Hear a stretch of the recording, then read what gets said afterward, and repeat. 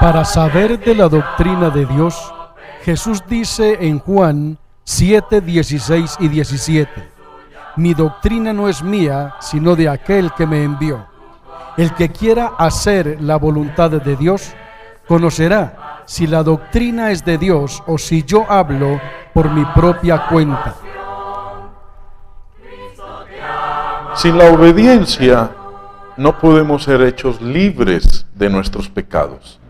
El apóstol Pablo dice en Romanos 6, empezando en el verso 17, pero gracias a Dios que aunque erais esclavos del pecado, habéis obedecido de corazón a aquella forma de doctrina a la cual fuisteis entregados.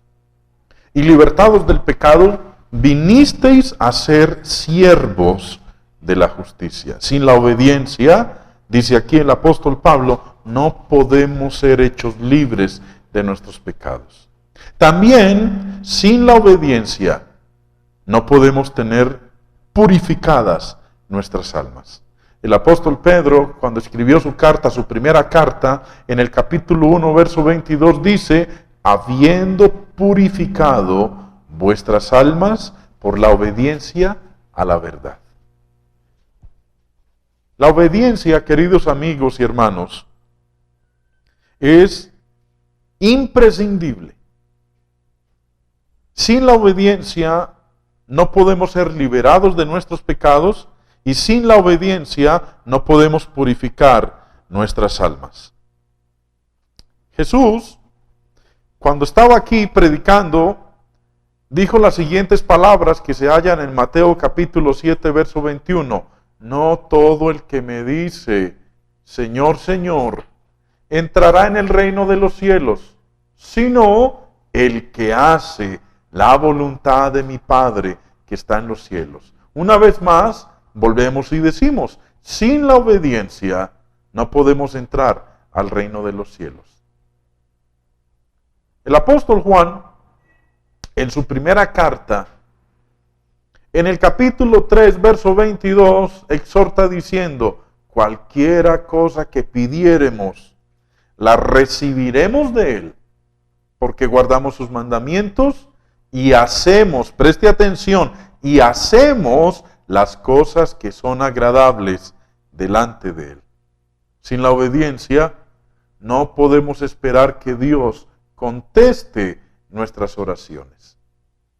El escritor a los Hebreos, y si usted tiene la Biblia ahí, lo invito para que la tome y lea conmigo, estas palabras que se encuentran en el capítulo 5, empezando en el verso 8 dice, Hebreos 5, verso 8, y aunque era hijo, por lo que padeció, aprendió la obediencia, y habiendo sido perfeccionado, vino a ser fuente de eterna salvación. ¿Pero para quiénes? Continúa diciendo, vino a ser fuente de eterna salvación para todos los que le obedecen. Sin la obediencia no podemos tener la salvación eterna. No solo eso, tampoco podemos conocer a Dios. En primera de Juan capítulo 2, verso 3 y 4 dice, y en esto sabemos que nosotros le conocemos, si guardamos sus mandamientos. El que dice, yo le conozco, y no guarda sus mandamientos, el tal es mentiroso, y la verdad no está en él. Ya hemos visto varios aspectos hasta aquí. Y este último nos dice que sin la obediencia no podemos conocer a Dios. Hay muchos entre nosotros que Dios los declara como mentirosos, que no están diciendo la verdad, porque dicen que le conocen, pero no guardan sus mandamientos. Están guardando más bien los mandamientos de los hombres. Aquí mismo, en esta primera carta de Juan, vamos a leer en el capítulo 5, vamos ahí por un momento. Capítulo 5 de primera de Juan, y dice en el verso 3, este es el amor de Dios, que guardemos sus mandamientos, y sus mandamientos no son gravosos. Jesús añadió estas palabras en el Evangelio de Juan capítulo 14, verso 15. Si me amáis, guardad mis mandamientos. Quiere decir entonces que sin la obediencia no podemos amar a Dios ni amamos a Dios. Hay varios textos en la carta de Santiago, en el capítulo 2, en donde él enseña que la fe que nosotros tenemos se hace infructuosa si no es una fe obediente. Que nuestra fe es una fe muerta si no tiene obediencia. Lean conmigo. Santiago 2 en el verso 17 dice, así también la fe, si no tiene obras, es muerta en sí misma. Y bajemos un poquito más. Dice ahí en el verso 20, mas ¿quieres saber, hombre vano, que la fe sin obras es muerta? Y añadamos un poco más. Bajemos un tanto. Verso 24. Vosotros veis, pues, que el hombre es justificado por las obras y no solamente por la fe. Sin la obediencia, amigos y hermanos, la fe se hace infructuosa y es una fe muerta. Vamos a retroceder un tanto. Vamos a ir al libro de Romanos y vamos a leer estas palabras del apóstol Pablo. Romanos capítulo 2, versículo 8. Dice, pero ira y enojo a los que son contenciosos y no obedecen a la verdad. Sin la obediencia a la verdad, lo único que vamos a recibir de parte de Dios será ira y enojo. ¿Cuánto más entonces debemos motivarnos para hacer la voluntad de Dios? Estos textos que he venido citando durante este estudio nos muestran a nosotros el lugar que ocupa la obediencia y la importancia que tiene para todos nosotros la obediencia.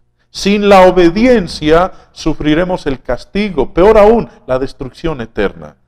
En 2 de Tesalonicenses capítulo 1, empezando en el verso 7, declara, en llama de fuego para dar retribución a los que no conocieron a Dios ni obedecen al Evangelio de nuestro Señor Jesucristo, los cuales sufrirán pena de eterna perdición y excluidos de la presencia del Señor y de la gloria de su poder. Observemos que todos estos pasajes que he leído son del Nuevo Testamento, los cuales también enseñan plenamente que no podemos y no mereceremos heredar la salvación o alguna bendición espiritual de Dios, y que no podemos y no somos justificados por las obras de la ley de Moisés y las obras de nuestra propia justicia. Pero esto no cambia la enseñanza de alguno de los pasajes anteriores. Muchas denominaciones religiosas y muchos predicadores niegan que la obediencia sea esencial para la salvación. Niegan que la obediencia sea necesaria para convertirse en hijo de Dios o para alcanzar el cielo. Ninguna persona honesta puede tomar tales posiciones y creer aún lo que Dios dice en los pasajes anteriores. Quiero que habléis de aquel grande amor que en el Calvario Dios nos mostró. En Eclesiastés 8:1 dice Salomón, ¿quién puede compararse al sabio? ¿Quién conoce el sentido de las cosas? La sabiduría ilumina la cara del hombre, hace que cambie su duro semblante. Para entender entonces sabiduría y doctrina, una pildorita de sabiduría. El escritor inglés Robert Stevenson se vio aquejado durante toda su vida por serias dolencias, terribles dolencias físicas. Casi que su existencia fue una continua espera de la muerte y la afrontó con un gran espíritu de superación. Quienes sabían de su estado enfermizo se admiraban al verlo alegre y pletórico de entusiasmo. Cada vez que superaba una pleuresía u otro mal, se llenaba de euforia y agradecía por volver a nacer. Nunca hubiera creído, solía decir, que el mundo fuese tan divertido. La maestría, para no dejarse abatir por los achaques y la pesadumbre, nace de una vida espiritual intensa. Se lo voy a volver a repetir, mi amigo. La maestría, para que usted y yo no nos dejemos abatir por los achaques y la pesadumbre, nace de una vida espiritual intensa. Las almas grandes cultivan las virtudes y en la esfera de lo trascendente hallan el sentido de vivir. La isla del tesoro, soñada por Stevenson, está en el interior del ser humano, en su interior y en el mío. Es la morada de Dios. El tesoro está en el amor que damos. Más tenemos cuanto más ofrecemos. El Señor Jesucristo dijo en su santa palabra, está registrado en el libro de los Hechos, capítulo 20, verso 35. Más bienaventurada cosa es dar que recibir. Y no meramente está hablando de cosas materiales, que usted dé compasión, que usted y yo demos amor, que demos comprensión, que demos misericordia, que nos demos a los demás. Es la invitación.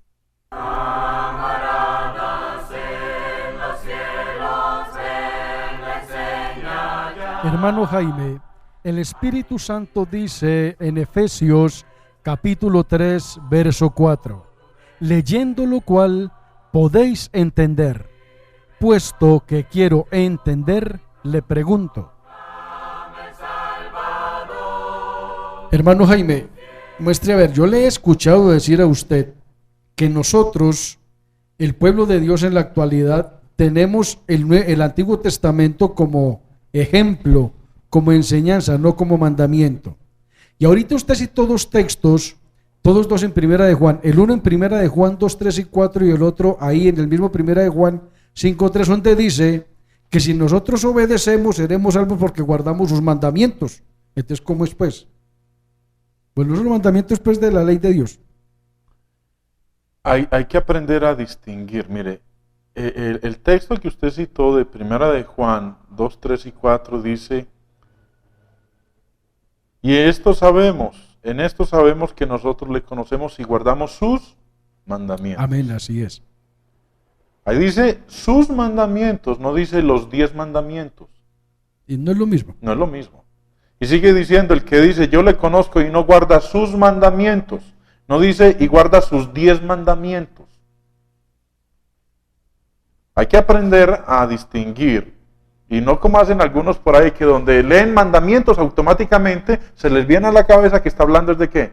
De los 10 mandamientos. De los 10 mandamientos. Ahí no dice los 10 mandamientos, dice sus mandamientos. O sea que maestría, a ver, a mí no me choca que me enseñen. Por eso le pregunto, cuando usted dice que hay que aprender a ver, que aprender es a leer. Sí, es lo que me está queriendo decir. Mire, ya, póngale cuidado. Un caso sencillo. Ya.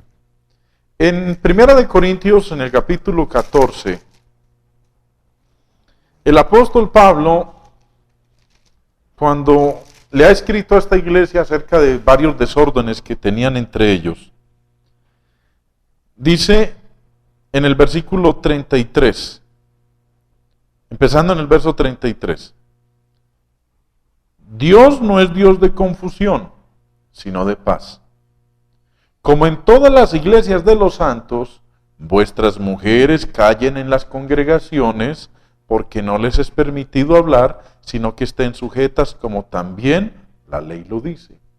Y si quieren aprender algo, pregunten en casa a sus maridos, porque es indecoroso que una mujer hable en la congregación. Bueno, yo no me propongo ahorita hablar de estos dos versos. Pero Pablo está diciendo aquí que las mujeres callen en las congregaciones porque no les es permitido hablar. Y bajemos un tantito más. Verso 37, mire lo que dice: si alguno se cree profeta o espiritual, reconozca que lo que os escribo son mandamientos del Señor. Ah, y eso no está en el Éxodo. No, Señor. Ah, ya. Ya voy entendiendo, hermano. Entonces, cuando habla allá en Primera de Juan, capítulo 2, versos 3 y 4, y en esto sabemos que nosotros le conocemos y guardamos sus mandamientos, se está refiriendo a los mandamientos del Señor, a los mandamientos que están en el Nuevo Testamento. Ah, no a los de la ley, de No las a los de tablas la de ley. piedra. No, Señor, no se está refiriendo a esos. Se está refiriendo a los mandamientos del Nuevo Testamento. Ya. ¿Sí? ¿Por qué? Porque hoy en día nosotros estamos bajo la ley de Cristo, no bajo la ley del Antiguo Testamento, no bajo la ley de Moisés. Si retrocedemos unas cuantas páginas aquí en Primera de Corintios, vamos al capítulo 9 y póngale cuidado a lo que dice aquí el apóstol Pablo.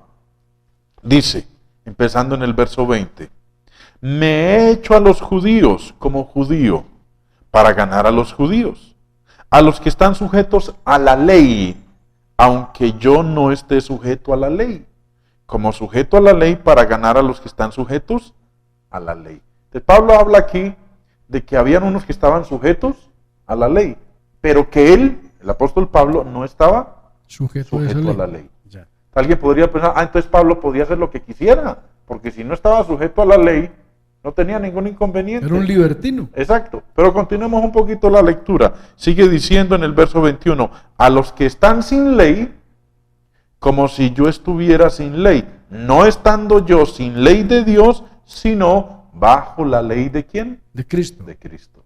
Y la ley de Cristo tiene una serie de... ¿Cuáles son esos mandamientos? Lea el Nuevo Testamento. Ya. Ahí los va a encontrar. Pues Por eso, antes Sí, de sí. que usted me diga lo siguiente, hermano Hugo, por eso Pablo decía, reconozcamos que lo que Pablo escribió, y no solamente Pablo, Pedro, Santiago, Judas, lo que está en el Nuevo Testamento son mandamientos, de piedra. así no estén en tablas de piedra. Porque es que se me ocurre algo que escuché por ahí, no sé si se ajuste a esto o no, porque es que alguien dijo, le escuché decir, no, que es que una cosa es que la ley moral y otra la ley ceremonial están hablando de los mandamientos del Antiguo Testamento. Si yo no entiendo bien eso, ¿qué es? Bueno, mire, hay un aspecto y es que algunos han hecho una división entre la ley de Dios y la ley de Moisés. Es la ley moral que componen los 10 mandamientos. Es la ley ritual o ceremonial que habla de los otros mandamientos de sacrificios de animales, de Quemar incienso, vestirme de determinada exactamente, forma. que esos son los mandamientos rituales, que esa es la ley que fue abolida, que esos son los mandamientos que fueron abolidos. Pero preguntamos, ¿dónde está el texto en la Biblia que hable de ley moral y de ley ritual? Ah, eso no habla la Biblia. La Biblia no habla de eso. Eso lo inventaron los... Eso se lo inventaron los hombres. Es más, como lo hemos dicho, estos micrófonos están a disposición de aquel que quiera venir y mostrarnos dónde en la Biblia dice ley moral y ley ritual. O ley ceremonial. O ley ceremonial. Ya. ¿Sí? Porque lo que la Biblia enseña es que la ley de Dios es la misma ley de Moisés. O que la ley de Moisés es la misma ley de Dios. No que la ley de Dios sea una cosa y que la ley de Moisés sea otra cosa. Para terminar, quiero leerle este pasaje en el Evangelio de Lucas, donde nos muestra que no existe esa tal distinción que algunos quieren hacer. En Lucas capítulo 2, empezando en el verso 21, dice, cumplidos los 8 días para circuncidar al niño, le pusieron por nombre Jesús, el cual le había sido puesto por el ángel antes que fuese concebido. Y cuando se cumplieron los días de la purificación de ellos, conforme a la ley de ¿quién? De Moisés, le trajeron a Jerusalén para presentarle al Señor. Mire, en este verso 22 habla de la ley de Moisés. Sí. Y dice en el verso 23, como está escrito en la ley del Señor, todo varón que abriere la matriz será llamado santo al Señor. Y para ofrecer conforme a lo que se dice en la ley del Señor, un par de tórtolas o 2 palominos. Ya. Si fuera cierto esa distinción entre ley ritual y ley moral, eso de los sacrificios, según explican estos caballeros, pertenecería a la ley de Moisés. Sí. Pero aquí dice en el versículo 24, y para ofrecer conforme a lo que se dice en la ley del Señor, ¿qué? ¿Un par de tórtolas o 2 palominos? Sacrificios. Los sacrificios. El ritualismo. Eso forma parte de la ley de Moisés, pero aquí dice que forma parte de la ley de ¿quién? Del Señor. Del Señor.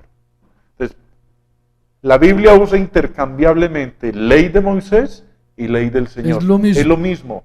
No es que una sea una ley ritual y otra ley moral, no, es la misma ley. Pero de eso podremos nosotros ampliarlo más en un programa más adelante, hermano Hugo. Dios lo bendiga, hermano Jaime. Amigos, muchas gracias por acompañarnos en el día de hoy. Los invitamos para nuestro próximo programa. Les habló